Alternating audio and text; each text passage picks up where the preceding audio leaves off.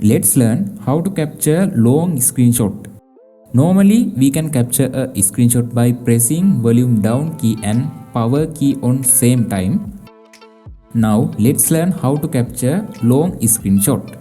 Now I open my mobile settings because in here I can capture a long screenshot. Now I press my volume down key and power key.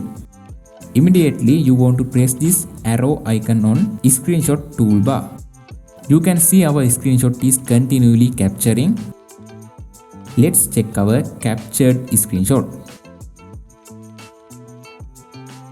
This is our long screenshot. You can see a detailed preview. Now I will show you second method to capture a screenshot. We can capture a screenshot using our notification bar. Swipe your mobile notification bar. In here you can see take screenshot button. Now I cannot see it. If we cannot see the button, we can add this button to our status bar. Let's see how to do this. Click on this pencil icon on top area. In here you can see two edit options, top and full. Click on full method edit option. Now you can see take screenshot button in here.